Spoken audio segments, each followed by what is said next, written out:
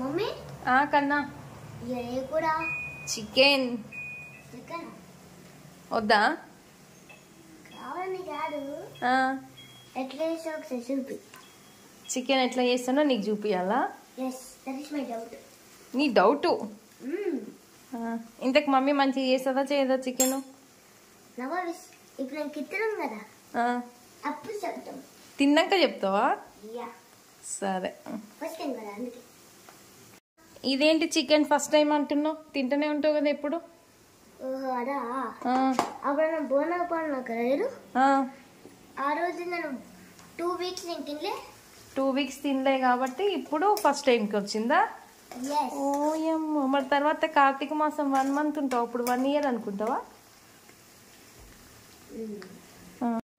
చికెన్ని కడిగి బుట్టకేసుకోవాలి ఇది వాటర్ అంతా పోయేలా పెట్టుకున్న తర్వాత మనం పోపులు వేసుకోవడమే ఆయిల్ షాజీరా పచ్చిమిర్చి యాలక్కాయ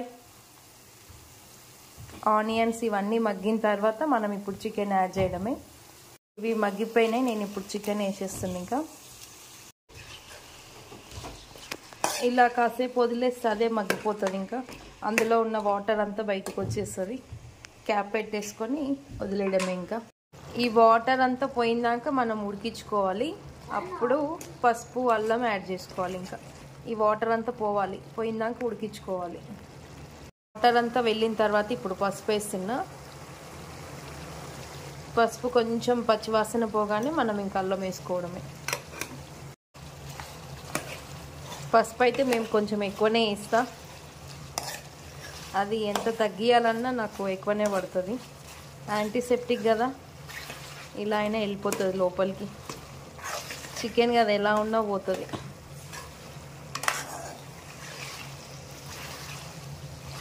ఇలా ఆయిల్ తేలినాక మగ్గించుకున్నాక మనం ఇక నెక్స్ట్ అల్లం వేసుకోవడమే అల్లం వేస్తున్నా అల్లం కూడా కొంచెం స్మెల్ పోయిందాక కలుపుకోవాలి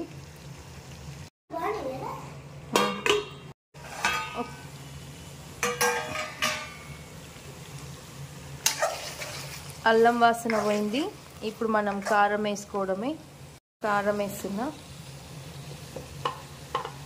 మా కారంలో ఉప్పు ఉంటుంది కాబట్టి చూసుకొని వేసుకోవాలి సాల్ట్ ఇంకా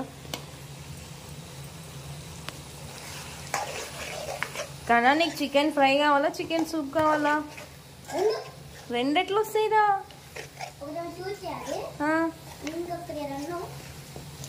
ఫ్రై అన్న అబ్బో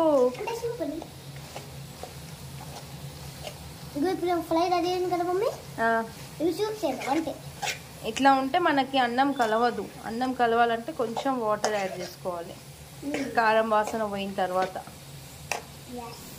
దీనికి మనకి రసం ఉందంటే డైరెక్ట్ ఇట్లా ఉంచుకున్నా ఏం లేదు మనం రసం ఏం చేసుకోలే కదా అందుకే కొంచెం గ్రేవీలా చేసుకుందాం కన్నా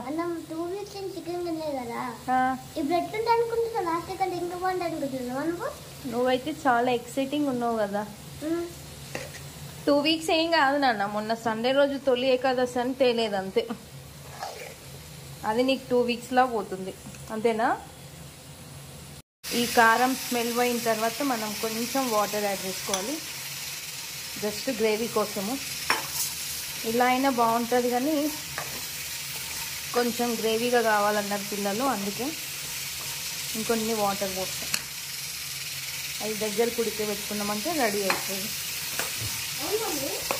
కన్నా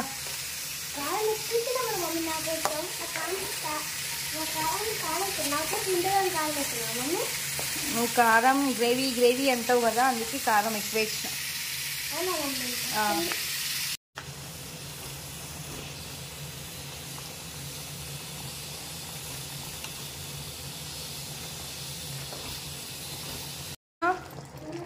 చికెన్ రెడీ గ్రేవీ ఆగలేకపోతున్నావా ఫైనల్లీ కొంచెం ధనియాల పొడి కొంచెం గరం మసాలా వేస్తే ఇక అయిపోయినట్టే